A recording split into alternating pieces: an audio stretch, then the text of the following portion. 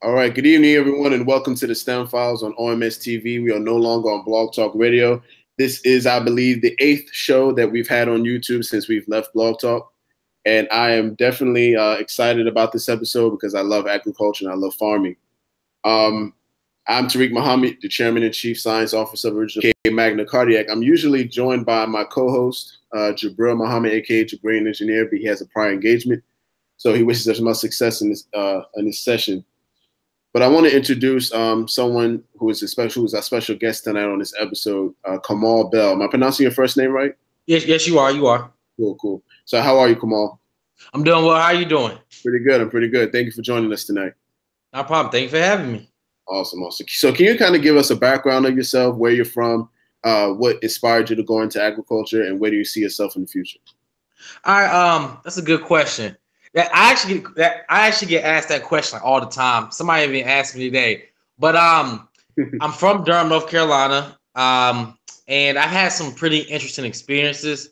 So this is probably one of the first formats that I'll actually tell people about my prior experiences that really helped lead me into agriculture. I went to a public school up here, and my brother actually went to one as well. And what ended up happening was he ended up getting into a lot of trouble at school. Oh, okay. So my mom ended up taking him out, and she actually enrolled us in Catholic school. And I was in Catholic school along with my brother from middle school all the way through high school. So I'm from Durham, but I'm going to Catholic school in Durham at one point. In high school, we're going to school in Raleigh. So whenever people ask me like where I'm from and everything, I tell them Durham, and the first question is, what high school did you go to? So it's always like an awkward conversation. But what I started to see there in Catholic school is that the school is predominantly white. You probably have in high schools probably 17 black kids my senior year. So we're in school and you start having all these experiences and you're starting to see the habits of one group of people compared to the habits of another. Right. And even though there were black students there who were affluent, whose parents did pretty well, there's always a line, always. So in me seeing that, I was able to conceptualize and think of ways, okay, they don't have to interact with us. They really have their own school that can preach their ideology and they can teach what they want to teach. But we're in this environment. And you start asking yourself questions like, well, where's our school? And where's the school that advances us? So my dad, he's Muslim and he follows the teachings of the Honorable Elijah Muhammad. So he's always dropped gems on me growing up. And I didn't really see what he was saying until I got to college. So when I get to college, this is my own time where I get to reflect on self and I get to have time to myself. And I start reading books. And little do I know, the things that I experienced in Catholic school, I start to see in an all-black environment. I'm going to North Carolina A&T at the time. And I'm seeing it from a societal perspective now. So I'm going to A&T, and we're living on this east side of Greensboro. So you get to east side of Greensboro, that's when you start getting into the poverty, and you starting to get into certain stores and certain outlets. So then on this other side of Greensboro, West Greensboro, is the side of the UNCG is on. Then you start seeing the Baba House, and you start seeing Chipotle Mo's, and you start seeing Harris Tea. You start seeing all these different food outlets, and you start asking yourself, where are these options for us? So my sophomore year in college, I'm starting to have these experiences. I'm reading The Message to the Black Man in America by the Honorable Elijah Muhammad, and I start asking myself, what am I doing right now that can contribute to the betterment of my people? Right. And I'm on track for laboratory animal science at the time. And I'm sitting there and I ask myself, what am I going to do? Am I going to go take care of people's animals and help them feel good about themselves because I took care of their dog? Or I could go the route where I could take care of farm animals, but what can I do to get myself in a position where I'm producing something? So I literally went that day and I changed my major from laboratory animal science to animal industry. And that gives you more of how to run the animal aspect of agriculture. So when people always ask, what are you doing on the farm? Naturally, I'm going to be in meat production because that's what I learned and that's what I have the most experience with. So now we're at a point at the farm where were producing crops this year. I actually, this call is on time. I actually just picked up my seeds, and my planter is literally sitting right there in my living room. I'm looking right at it right now. Right. So this call is on point. And after I get done with my undergraduate degree and I'm working at the farm, I actually meet a really, really influential professor for my master's who allowed me to do research with an IPM project, it's integrated pest management. And that's when I got more of the hands-on experience. Before I graduated, I left this part out. I met a professor in my agroforestry class. I literally had to take classes just to say I was a full-time student, and agroforestry was one. And this professor put me in contact with a gentleman who let me manage the farm, his farm that he had. So coupled with managing the farm with my undergraduate degree, and ironically, I'm working with pigs in my undergraduate degree. And I would advise people, be very, very careful farming pigs because they destroy your land. They tear it up, and they're very unclean animals. We'll talk about chickens and other animals as we talk during the call. But all these things coupled, then with my graduate degree, it's in agricultural education. I'm working with a professor, and couple all that together gave me my farming experience, which I'm implementing now at Sankofa Farms. Nice. Well, you touched on a lot, man. You kind of answered some of the questions I was going to ask you. Oh, you good? You good? You good? It's all good. It's all good. So let's talk about Sankofa Farms. You know, that's actually the name of the episode. For those who are listening, may not understand what Sankofa means. Can you kind of go into the title behind the company and what it represents for what the grand scheme of things as it relates to ag? All right, so Sankofa is a Adinkra symbol. It come out of West Africa, and there was a king, Adinkra. And that's a whole other story. So that's the short bit. When you translate it, it translates into go back and get it. But the way that I understand it and conceptualize it, it means to remember your African ancestry as you move forward in life. So going into starting a business, I wanted to have something with the African context, because if you look at other groups of people, they have a collective consciousness in a sense. What I mean by that is they aren't sitting in the room meeting together, the whole group of people. They're not sitting in the room, but they're pushing forward cultural values that's also simultaneously pushing them forward as a people. So I wanted to use a symbol that was that all people of African descent could relate to, because no matter where you are on this planet, you have that blood in you. So if we can look at our names and our culture as something that is collective, we can begin to use our culture to push us forward as a people. Wow. You spoke about how you used the message to the black man, the teachings of the Honorable Elijah Muhammad, to kind of guide you throughout your time in college so that you can make a decision for what you wanted to do with your life. How important is it for those, especially who want to major in something that is beneficial to a community? How important is it for them to grab hold of some good knowledge so that they can take it and make a solid decision for themselves? It's very important, and it's even more important for us to study those who sacrifice their lives to push us forward. So in me studying different philosophies and ideas, Elijah Muhammad is the one that resonates best with me. And it guides me, and I'm literally reflecting on myself all the time because of the teachings. So what we have to understand is, if we're going to go into an establishment that isn't designed necessarily for us, but has resources that we can use, we have to go in with the mindset of how can I use the resources to push my people forward. That's what we have to do. Oftentimes we don't do it. I was literally thinking about this morning because it's graduation season. Everybody is applauding the fact that we're graduating. And that's an issue. We should be applauding the fact that we're taking the information that we learned and we're pushing our people forward. We're backward in this sense. And then what ends up happening is we never push our people forward. We just go get an education. And since we're original people, we're going to be good naturally at things that other people aren't good at.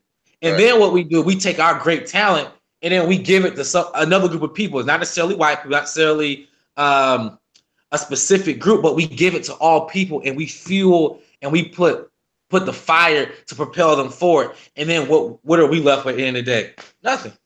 Mm-hmm. Self first, right? Yep. And we have to put ourselves first. And what ends up happening when we do that, other people try to make us feel bad for it, but we're the only people that isn't doing it. Now, why do you think that is? Why do you think why do you think when someone is trying to do for their people and for themselves, that there are some people that make them feel bad about it? Where do you think that comes from? It comes from that group of people wanting to always remain dominant over us. So we'll take anywhere where there's a large concentration of Black people. Easy. And you're going to see the same exact things. You're going to see us spending all of our money. And Amos Wilson actually talks about this. He has really good lectures. He was talking about a lot of our problems are due to our negative trade balance. The fact that we have enough, all of our money is going out, and any of our philosophers and our great men and women talk about this. We have money coming in, and then we're always giving it back to somebody else. So the other group that's receiving the benefit doesn't want to change that relationship because things start changing for them. But in order for us to secure our survival, it's going to have to change. So you can pretty much say that if any young person wants to go to college and pick a major, you could safely say that agriculture is one of those majors where you can make that kind of change that we just spoke about. Yep, because if we look at things in general, look at how vast the earth is. There's land everywhere. So that's something that, whether it's a small plot in your front yard, whether it's something in your backyard, on the side, whether there's a piece of land somewhere you go, you have access to land all the time. So if you want to directly have it produce something, you can do it. Got it. So when we're talking about producing something, and we are looking at the situation of Black people, what are some of the top 3 things that we should be producing with agriculture to help sustain our people? That's a very, very good question. One, I would say I'm not a big advocate for this product, but if we're going to eat meat, we need to eat the best quality of meat. So if we're going to raise broilers, that's a type of meat bird. That's a category. So you have broilers and you have laying hens. If we're going to be eating broilers, we need to make sure that we eat good quality broilers. Something that pops up in my head off gate that requires little management: watermelons. They originate in the Kalahari Desert. The landscape isn't the same now, but the fact that it's in a deserted area shows how tough the crop is, or it comes from an area that is now deserted, that it's little overhead. You can literally get the plant in the ground, and it requires little management, and you get a high yield. And I would say also peanuts. Peanuts come in my mind, and even though the messenger talks about we shouldn't be eating peanuts, it gives a lot to the soil. Yes. So when you're dealing with like a compacted soil, like in the South, a lot of the soil is that I've come across is red clay. Yeah. So that lagoon will break up the soil so you can plant other crops. So it's a segue into something. Absolutely. And when those 3 crops right there are something that, well, especially the peanut, is something that George Washington Carver, he put a lot of time into developing from. And he even stated to some of the Black farmers that he was assisting that you do not have to eat these foods, especially the soybean. These are foods that help fix the nitrogen. They're meant to just heal your soil. If you plant them to do that. Don't plant them, to consume. He was very big on that. How important is it for us to know the difference between planting to help the soil and planting to sustain individual life? That's a very good question. That's probably something I'll even look in after we have our after our call. I think it's very important because there's a big distinction between the two. So we can look at something like pork, for instance. We can go into all meat, right, but we'll look at pork, for instance. Just because you can raise pigs, I mean, you should be eating pork. So that, I think we've blurred that line. Just because something's here, we feel like we should be eating it. Everything isn't meant to go in our bodies. There are certain things that can specifically give back to the environment, which we should utilize, and then we should stay away from the things that don't. Right. Okay, cool. Now, coming from a nutritional standpoint, what are some foods that our communities can plant that would help with the nutritional aspect and the disease, just the level of disease that we have in our communities? What are some things that they can plant to fight those things? Great question. Most Black people are iron deficient, and leafy greens do a great job at getting iron in our bloodstream. That's something that, depending on where you are, so I'm in North Carolina, you can go leafy greens from around January to around, before it gets too hot, around April. Then there's a break with between May and around August. Excuse me. You can do it if you have a greenhouse, but if you're just dealing with the temperature, I would transition to collards. You can grow collards all year round. A lot of people don't know that, but you can grow collard greens all year round. I just got done talking to my professor about it literally 2 hours ago. Right. I would definitely be a big advocate of a lot of leafy greens. Then from the last part of the year, from September all the way back into December, you do leafy greens again. How is your what are your thoughts on the navy bean or anything related to that bean? I would do navy beans. If the only thing about the beans is that they're really, really good at fixing the soil. So black-eyed peas, cowpeas, navy beans, they put a lot of nitrogen into the soil. So I would be a big advocate of all types of beans, because that's more familiar to our body than some of the things that we're eating. And I think once we start going into the history of food and where certain foods are coming from, you'll see that certain things come out of Africa and are better for us compared to other groups of food that are foreign. Gotcha. There's a very bad stigma, and when I attended Virginia State, it was really bad. And that was a few years ago. I majored in agriculture at a concentration in plant, soil, and environmental science. When you were attending North Carolina A&T, was that major kind of shunned by a lot of students because of that there was this thing someone said, I don't want to be a farmer, I'm not trying to be a sharecropper or a slave. Yep. I heard the same exact thing. Yeah, talk more about that. Talk more about the psychology behind Black students not wanting to choose majors that are related to agriculture. It's systematic. So, and up from slavery, Booker T. Washington actually tells a specific story where he was talking to someone and they were talking about how bad they wanted to get away from the farm because of the pain associated with the land. Yeah. And the more I think about it, the more I think about how we've been conditioned to hate being close to the land. Right. That's come from a thorough conditioning to get us away, because if we don't occupy land, we don't have any power. There's a direct correlation between land and power. So I think that's something that's been pushed. When I was at A&T, I used to tell people, and I always paid attention to it, and I kept messages whenever somebody said something negative, so I can bring them back up later so we can talk about it. And I told somebody that I wanted to be a farmer, and they were like, "Why you want to be a poor farmer for? Like, farmers don't make no money. Why don't you go into business or go into this or go into that?" And I find it interesting. The more Black people that are in business, the less businesses we have. It doesn't make any sense. It's a negative correlation. Everybody's McDonald's or something. Exactly. It's real interesting. So whenever I heard that from people, I was just like, all right, we'll see, because they're not looking at the farm as being something that can overall help our situation. They're looking at it from, oh, you're gonna be a sharecropper. Oh, you're gonna be a slave. It's not gonna help you. It's gonna you're not gonna make any money, and I'm not making any money doing anything else. So I can go into business and still die broke. I can go get an accounting degree and still die broke. But at least with the farm, you have something you can pass on. Right. And farming itself is a business. People. And well, let me put it this way: it can be a business if you do it right. Let's do it that way. And that brings me to my next question.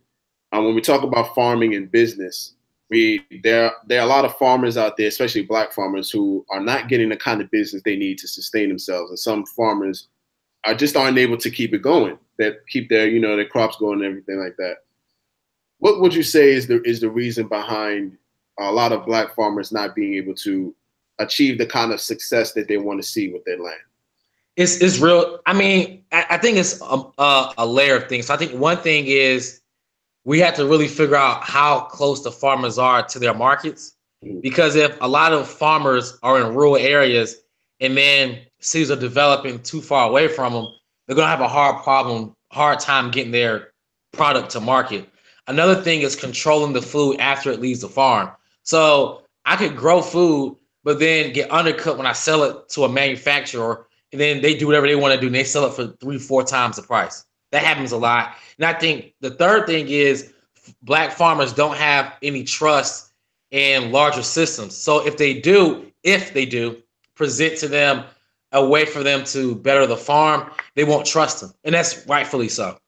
So if the USDA or another group that has a history of depriving Black farmers says, hey, you grow this and this can increase your yields, you can do A, B, and C, I'm going to naturally say, I don't know. Last time I trusted you guys, I almost lost my farm and my house and I went bankrupt. So I think it's a multitude of different things. I think another part of it is age and adapting to the new time. Like I was talking to a professor and he was telling me that he knows a farmer, Black farmer, who doesn't use the internet.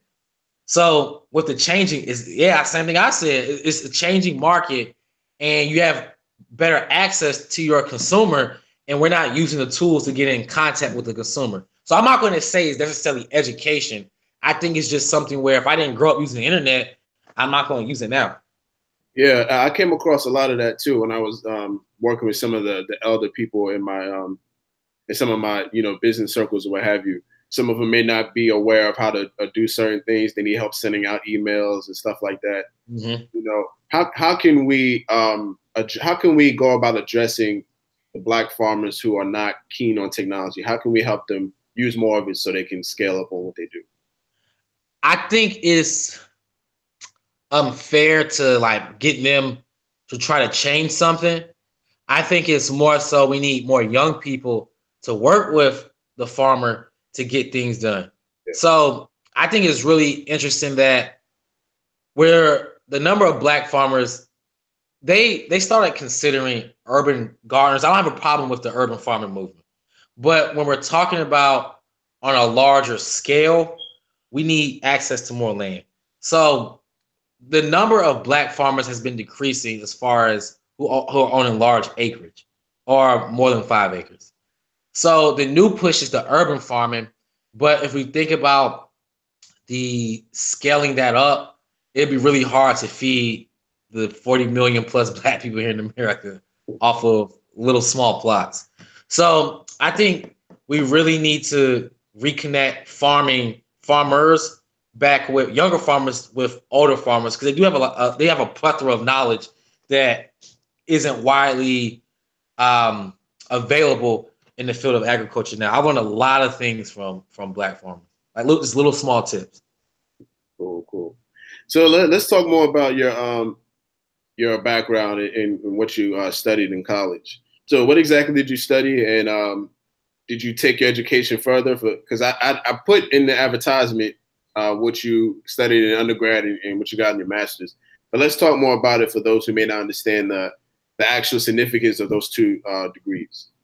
So what ended up actually happening, the reason I have a master's and from A&T was because me and my wife, my wife now, me and my fiance were dating. Well, no, my girlfriend at the time. She got we got pregnant, and we were having a son. Mm-hmm. And I was thinking about going to actually Michigan State, like that was proposed to me. What do you think about going to study food systems at Michigan State? Because A&T has a good connection with Michigan State and Virginia Tech. And I was like, my professor knew at the time I was having a kid. I don't know if that'd be good. I don't know about that, even though I would have enjoyed it. But she asked me, well, what about agricultural education? So I was like, I don't really want to go into the education. I didn't want to go into education at all coming out of college, like directly getting a job. I knew I wanted to farm, but I didn't associate with education. So once me and her talked it over, actually pairing education with the actual practice of agriculture, like actually knowing how to do it, actually propelled me into like a different space where a lot of people that look like us aren't really in the space. So I'm not saying that education, I was educated to educate. The experience, the degree allowed me to get into a space to learn how to educate our children.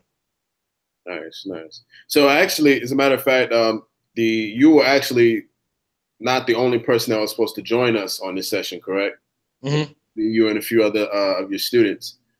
What has it been like teaching young people about agriculture?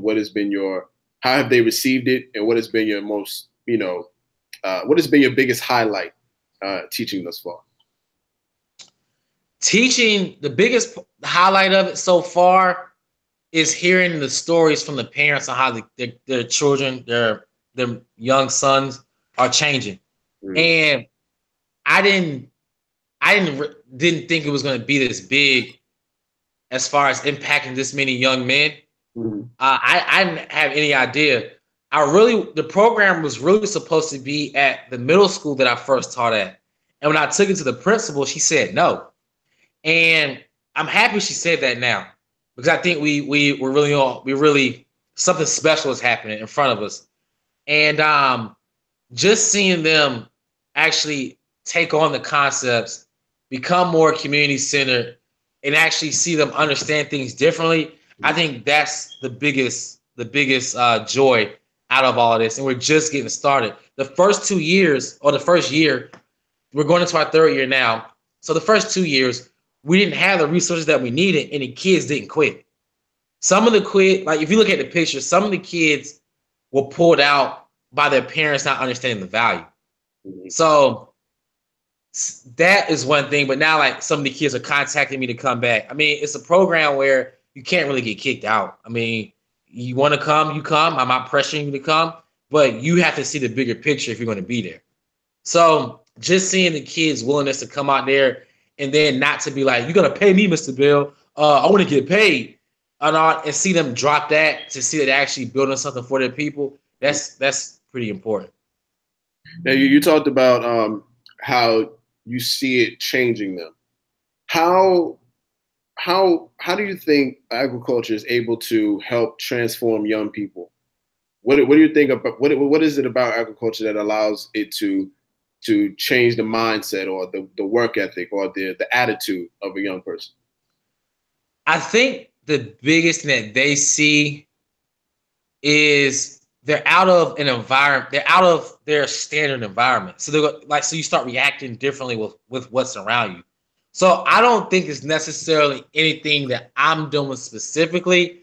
I just think it's them being in a different space where different ideas apply. They know that things that they do in other environments don't apply on the farm.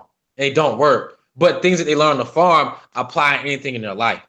So they're starting to develop their own reality of different circumstances. I think that's what's happening. Nice, nice. And how old are some of the children that you work with? So the 3 core students that we have are 13, 14, and 15. We're going to get a new class of students to add on to this 3 this year, and they'll be ranging from, I'm trying to find a 6th grader that's really mature, that can hang and not be, I'm not saying a liability, but that's mature. That's what I'm really looking for. I'm hoping to have 6th through 10th grade this year. Nice, nice. And then we're going to be launching a junior academy very, very soon, and those students will be K through 5. I'm actually already working with them now. I'm just pulling everything in together with the like the legal aspects and all that paperwork. I'm pulling all that together right now. Gotcha. One of the cool things about agriculture is that it's able to integrate with other different types of professions and careers. Mm-hmm. What have you experienced any of that so far? Just being able to use agriculture and work with somebody else that may be in engineering or maybe in medicine or something like that? Mm-hmm. I have. I actually I'm not going to jot the person's name, but we were actually talking about integrating more technology into the farm. Mm-hmm. And it's something where that's what's happening anyway. But we, of course, know that some farmers, based on their characteristics in their race, have more access or the technology is more accessible to them. But one thing great that did happen, Bear Crop Science donated some materials to the farm, actually. And they donated some hive scales. So what they're able to do is you put the beehives on top of the hive scales, and they're constantly tracking their weight. So you can troubleshoot, and you can be able to identify what's going on with your bees before the problem gets out of hand. It's actually pretty cool technology. I can walk up with my phone, connect the Bluetooth, and read all the data from all the days prior that I've done it before. Wow. That made sense. It's actually really, really cool. That sounds really cool. As a matter of fact, after the session, I want to talk more about, doing some things with you with my brand and what, just some of the things that we can work on together. All right, yeah, that's cool. That's cool. We can do that. Absolutely. I want to talk about the science of the bee. The bee is a very intelligent and unique life form, and I always love how they work and contribute to nature and to our communities. What is it? What do you think is a? Let me put it this way. Why do you think Allah or God chose? Why do you think He chose the bee to be so significant in farming and in agriculture? Ooh, that's a deep question. I don't know. I don't know. But I will say that the bee is a staple in the food production. And when we say bee, I don't want people to just think about the honeybee, because there's like thousands of species of bees. Right. But bees are the reason we have crops, in a sense, because they're pollinators. I will say one thing I do love about bees is the fact that, and I was talking to one of my kids about it, I went out and caught a swarm probably about a month ago, about 5 weeks ago. And there's so many lessons that you can learn just about watching animals. And that's what I love. I just love watching the animals. I'll sometimes just sit there and watch their behavior. And I put it into the beehive that after I put it into a nucleus box. If you don't know what a nucleus box is, it's about a 5-frame box that holds the bees when you just get them. And what happened was I put them into the hive, but I didn't put the sugar water in. So I thought that I could go to the store. I installed the hive early in the morning. So people who are new to beekeeping, you install hives, or you never heard anything. You install hives early in the morning before sunrise or in the evening. The bees are more docile then. Gotcha. And what happened was I didn't put the food in. And in about 3 hours, all the bee colony absconded. Absconded means when the bees don't have what they need in the colony and they leave. All of them, the queen, all the bee workers and the drones left. And I was kind of upset, but I thought about it. The bees didn't stick around and wait for me to feed them. The bees didn't give me a second chance. After I proved that I was disagreeable as a beekeeper to be with, they separated and they left. Wow. And I thought that was a very, very deep lesson. And I think that's one thing that we can apply. When things go wrong, which they will, when situations don't work out with us, we don't got to stay around and beg. We gather our resources and we leave. Right. There was only one bee left. There was a drone left. And after I opened the hive, he had left too. They all left. He probably just didn't realize how to get out yet. Yeah, he didn't because it was a new environment. But that's kind of like, and I think that's just like us. We're in an environment where we're not being treated fairly, and we're asking and to no avail. So we have to try different solutions, and we have to look at things that we haven't tried before if we want to survive. That beehive is probably still alive. That colony of bees is still alive. Probably. If it would have stayed with me, it probably wouldn't have lived. Right.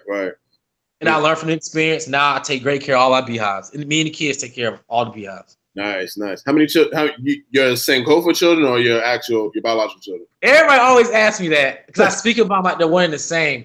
I have 2 kids with me and Amber, but the students in the program are like my sons too. Like, and not sons of like, oh, you ain't got no dad, I'm your son. I mean, I'm your dad. Like, not that type of like relationship, but it's more so like you're a young black male. I want to be community centered. So just as I have sons, you're my sons too. That's right. Right. you know, and that big brother kind of environment or father figure kind of environment is very crucial, especially to young Black boys as they are transitioning into manhood. How has agriculture been a tool for you to help in your development as a man and as a father for your family? I'll put it as simple as it helped me not to be a complainer and a whiner, because I think we never grow out of that because we lack. My dad he doesn't complain, and it's just like, man, I can't get this done. I never saw it. So, and my mom beat breast cancer, and she worked. She didn't miss a day of work. She didn't get all soaked. She didn't soak and say the world is crumbling down around me. They put forth the effort. So and my ancestors didn't do it either. That's why we here. So it really teaches me a lot. It makes me reflect, because things go wrong all the time on the farm. They're going to keep going wrong. That's just how life is. Right. But it helps you change your perspective. And what made me actually start looking at it, I started looking at the chickens. It's actually a weird story. And nature, just because you have a chicken that's really, really nice and it's really, really good, doesn't mean that a hawk doesn't come out and kill the chicken. Right. So it made me start looking at things in life as, like, I'm not saying that if something bad happens, I don't have emotion to it.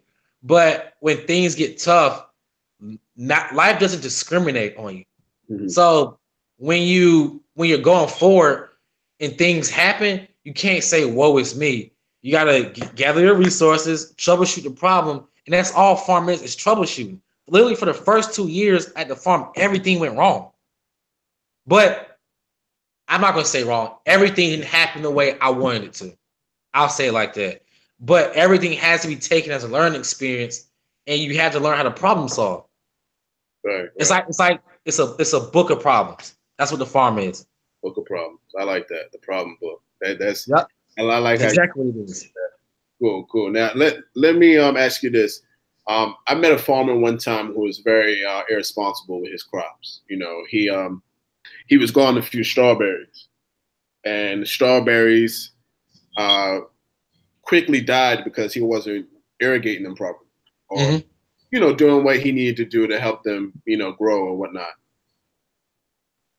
It's not that he didn't think that the crops. This is what he told me. It's not that he didn't feel that the crops didn't. It's not that he was neglecting them. It was just that he didn't really understand the importance of doing everything in a certain manner and on time, in a structured way. And he took that structure that agriculture has as for granted, and he was losing his crops. What do you say to a farmer who may be a little bit irresponsible, but at the same time he has a good heart, he has good intentions, but may not always do things how he knows he's supposed to do?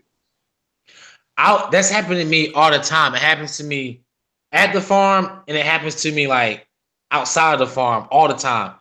And I would say you have to learn how to discipline yourself. You have to be disciplined, because you're not on your time. You're on the universe's time when you're farming. Right. And I think once we realize that, farming doesn't get easier, but you start to understand that there are certain inputs that things need to grow. And if they don't get them, they're not going to grow. But luckily, with agriculture, it's a cycle. So if he lost his strawberries, he can compost them. And even though he won't seek the monetary gain right then, he could apply the compost to something next year, and he can still benefit from the experience. So I think that's one thing that's interesting about agriculture. Nothing gets wasted. Right. You spoke a little bit about the character development that is involved in agriculture and farming. Has there ever been a moment in time where you sit back and think, wow, I used to be this way and now I'm like this, and it's because of agriculture? Yeah. I can say like me having to reschedule the call when we're supposed to do it last week. That literally, it happens. It still happens to me today. And like me today, I literally rushed back I had to like all these errands this afternoon. And it's kind of stuff that I didn't plan accordingly, but it still makes you, it holds you accountable. So I remember last summer I was supposed to, somebody was supposed to teach me blacksmithing, and I scheduled too many things and I couldn't do it. And the person had accommodated for me to come and learn blacksmithing with him that day. And one thing I did learn through that experience, I was talking to somebody who was like one of my mentors, and he was like, "Yo," he was like, "the feeling of regret is useless." And I was like, "Huh?" Because I felt real bad about it. And I was like, "What are you talking about?" And he was like, "You can't change it. You gotta just plan accordingly better. Start utilizing your Google Calendar. Start doing A, B, and C." Yeah. And that's how I made it to be on time today. Like sometimes I still get off track and overschedule myself, but agriculture is one. You got something going on all the time. I can literally go to the farm every day and find something to do. Beautiful. You mentioned your wife a few moments ago. Is she in the agricultural field as well? No, she teaches second grade, but she's starting to actually become more receptive to agriculture. And I think that's because my approach is changing. And this is one thing I don't really, I listen to J. Cole. He has a song, January 28th, where he talks about not giving people too much of like his mindset, like who he is. So what I try not to do is, I'm going to wrap this all back around because somebody's probably like, what is he talking about? No, keep going. I try not to, like, I don't want anybody to be able to look at us on social media and say, okay, I know what he values specifically. I know who's this. I know who's that. I know his mama's name, his brother's name, where he lives. I mean, great if you get that information if you like dig deep enough for anybody. Right. But I don't try to. When you give people a lot insight into your life, sometimes it comes off as boastful. So I don't want to be like, oh, look at my black queen. She A, B, and C. But I will say anything that you see or that people may receive that I might, it's not me doing it. Anything that you see me associated that is good is because of my wife. Because people don't see, my son is just getting to the age where he can go to the farm with me. He's 3 now. Before that, and even now, a lot of the times she's with the children. Having kids on the farm, I'm not gonna give the age of both of my kids, but having a toddler on the farm isn't the best idea. Like a premature, not a premature, but in the early stage, it's not a good idea. My son 3 understands now. I mean, he worked on the beehives the other day. He had his veil on. He understands, like, okay, bees sting you, right. And he has a great idea. But younger than that, it's not a good idea. So my wife is the one who holds the and it's not the perpetuate gender roles, but that's another agenda by another group. But so in our relationship, we're doing what's working for us. And if it requires right now that she has to be with the kids for an extended amount of time, and she can't be as hands-on right now, we'll make up for that time. Wonderful. Now, I myself too am a member of the Married Brothers Club. I've been married for going on 3 years now this December. And congratulations! Thanks, man. How long have you guys been married? Over a little bit over a year. So about, I'll give you exact, a year. What's it? The 22nd? A year. A year, 8 months, and 5 days. Got you. Okay, cool. Yeah, it's about 2 years and 5 months for us, and it's definitely been a journey. I can say I can bear witness to what you're saying, even though we don't have children yet. I can bear witness to her being a huge support system in everything that I do. In fact, I think it was her idea to actually take. Not so much going on YouTube, but it was her idea to make the show a little bit, taking it off a phone and putting it on a camera. So, and it's been, the show has been more successful since we've done that.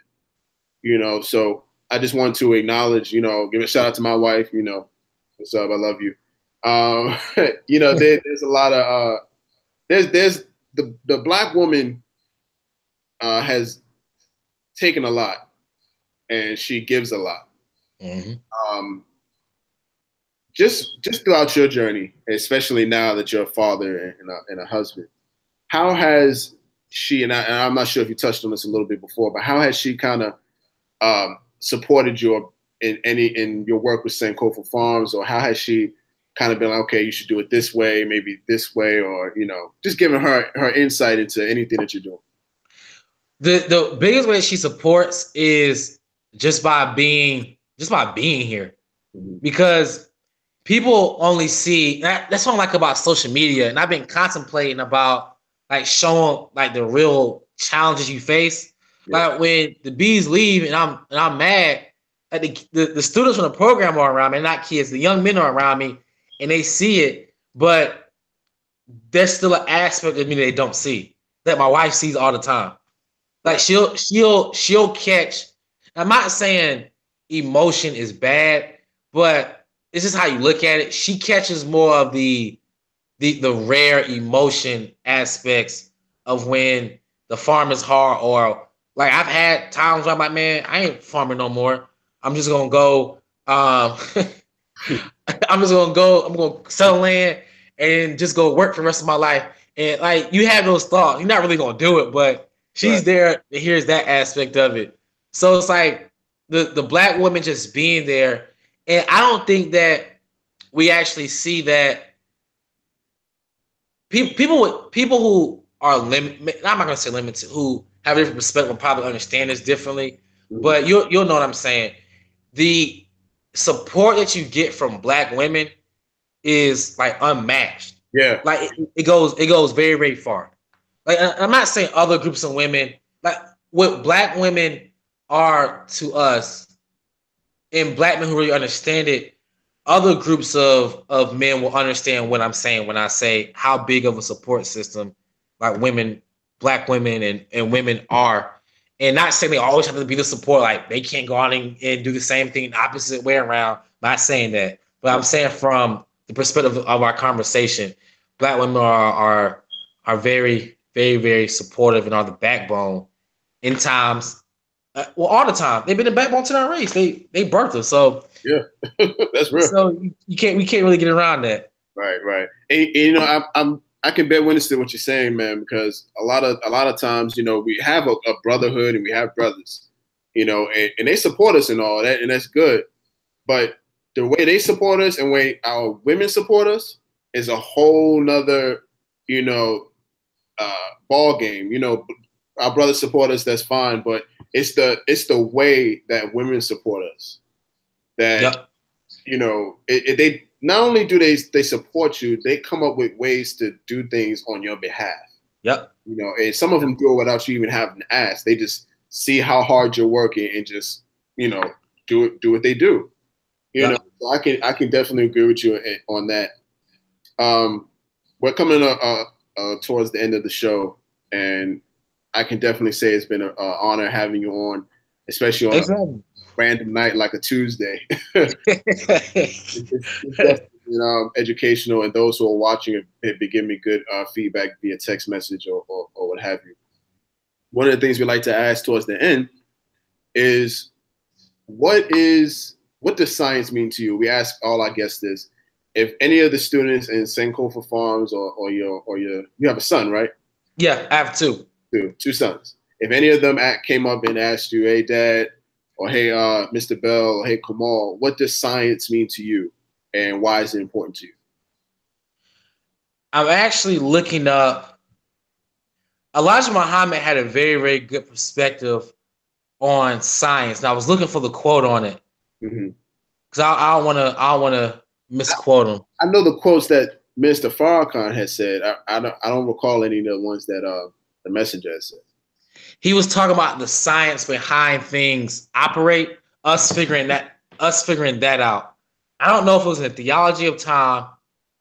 I don't know what book it was in, but it was really insightful on. I don't look at science as like science in school, where you're just learning a bunch of like random principles. I look at science as being the way we conceptualize and the perspective we have on how something works and how that changes and how we can understand that change to help us in our present moment. Right. That's how I look at science. And I think that's the perspective. I'm not saying my perspective is right, but we just need to be able to look at men who understood the science of the time that we were in so that we can move forward today. Because I don't think we've truly analyzed our scholars. And I don't mean scholar in the sense like the ones who go to college. I mean that men and women who have sat down, analyzed a situation, and proposed solutions. We don't understand the science behind things anymore. Right. And that's another question I wanted to ask you too. I can't believe I forgot it. You said you're not necessarily talking about the ones that went to college. How important is it for us to also listen to those that, even though they did not go to college, they have experiences and they have ideas that can help, transform, life, and not just only listen to those who, went to college or obtained a degree. I think it's very important. I don't think a degree really quantifies how intelligent somebody is, because and I use this example. I mean, you look at like Marcus Garvey, you look at like his rhetoric. His wife wrote most of his speeches, and they weren't using big words and college educated words, but they were very insightful. Elijah Muhammad didn't go to college in the sense of, I think we have to change our perspective of college. He definitely had a higher understanding, and whether people agree with it or not, you can't get around the things that he said in that come to fruition. You can't get around the Carji Wilson went to college, but you can't get around the science behind these things that these men have said. And I think it's very, very hard for us to get around it when we've been conditioned to think a specific way and only listen to specific people. And I think because a lot of people will say, as soon as you talk about the Nation of Islam, they'll say, go to Malcolm X. That's like the first thing that you hear people say. Right. And even though he didn't attend college directly in the sense of like an institution where you sit down and study, that they give authority to. But if you look at what you can do outside of going into school, it can be profound. And somebody probably could argue that men who didn't go to college, I mean, you could argue gotten a lot more things done than men who, I mean, somebody could frame that argument. I think it would be useless, but we have to start studying and looking at what the people who came to advance us actually were giving us, and disassociate everybody from the negative aspect. Because I was thinking about it. You can say something negative about every black leader, man or woman. I think that's a big problem, because they use that negativity to draw you away from ever studying anything about them. Exactly. Well, man, this has definitely been a good show, man. I definitely, again, appreciate your time and your wisdom and especially sharing the experiences that you've had so far. How can people learn more about Sankofa Farms, and where can they follow you? All right, you can follow us on IG at Sankofa Farms LLC. Well, no, my bad. I took the LLC out. It's Sankofa Farms. The email is sankofafarmsllc@gmail.com. And I would read as much as I could. There's a really good book right now called Start from the Beginning. The author's name is Ibrahim. I forget his last name. The Message to the Black Man is a really, really good book. The Philosophy and Opinions of Marcus Garvey. Just read as much as you can. Read. Even if and I had to learn it myself. There was a time that I didn't read. If they didn't have anything to do with Elijah Muhammad, I wouldn't read it. I literally went through a time like that. And if it wasn't something based on the perspective of the Nation of Islam, I wouldn't read it. I literally went through a time like that in college. But in order to develop like a really, really strong perspective, like you just gather as much information as you can and then cipher out what's good for you that you can use and what you can't use. Great. Well, once again, man, thank you for your time, man. It's been an excellent show. This has been one of my favorites because it's related to anything involving the life sciences. I'm a molecular biology guy, but I majored in agriculture to get a more of organic approach to developing therapeutics and biologics. I want to say just on a personal note, man, you're doing a great job. Keep up the great work. We'll definitely be continuing to follow you, having you back on the show. I love it. Thank you. Compliments. Absolutely. Absolutely. Is there anything else you'd like to say to the audience that are listening, especially to young people that are considering taking up careers in agriculture? One thing I would say is follow your heart. And what I mean by that is there's a gut feeling that you get all the time that we ignore, that we learn. And I'm not talking about when you're hungry, but when you're dealing with people and the interactions that you have, and you start asking yourself questions, the feeling that you get. If it's good, follow. If it's bad, step away. And I would say that, and I would suggest that in any situation that we find ourselves in. I would thank you for really having me on the show. I think it's great. I love what you're doing. I think it's going to explode, and you have a very, very great platform and structure for developing something great and giving us a perspective. Like, very insightful. You ask good questions that a lot of us don't that an interviewer in your situation typically wouldn't ask. Yeah. You ask questions, it's a perspective that we need. And I hope we continue to have it, continue to develop the show. I think I was listening to, it made me think of the show, actually. I was listening to Gary Vee earlier today, and what he does, he strips the audio. I don't know if you're already doing it or not, but like a podcast or something, you can strip the audio. I think that'd be great. Because when I saw it, I'm listening to everybody up here.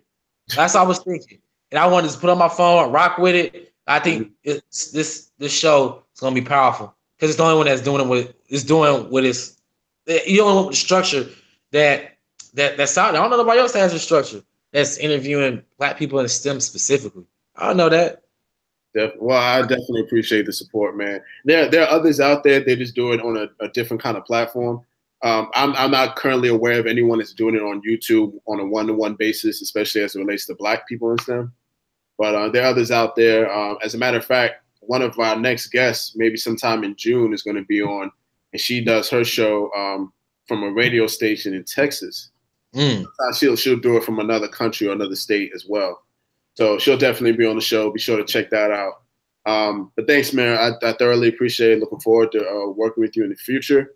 Yep. No problem. Absolutely. This has been another edition of the STEM Files on OMSTV. Don't forget to hit that subscribe button, hit the like button, follow us on Instagram at OMS_TV, and at our company page, which is OM Scientific at Instagram. On Facebook, we're OMANSCI. And on Facebook, we're also at OMSTV. Thank you for listening. This has been another edition. As my co-host would say, this has been another cracking open of the STEM Files. Peace and blessings, fam. Peace. Thank you. Well.